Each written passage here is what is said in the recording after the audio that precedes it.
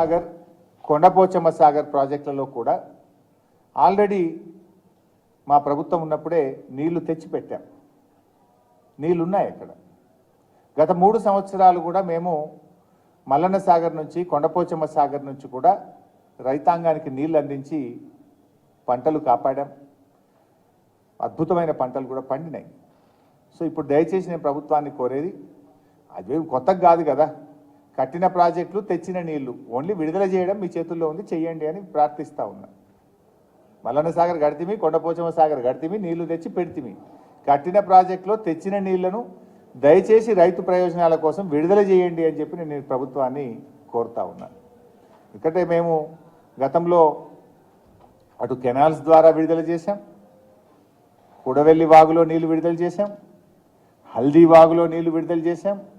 తద్వారా బంగారం లాంటి పంటలు పండినాయి. ఇప్పుడు కూడా రైతులు అడుగుతూ ఉన్నారు, నీళ్లు తొందరగా విడుదల చేయండి అని చెప్పి ప్రభుత్వం వైపు రైతులు ఎదురు చూస్తూ ఉన్నారు.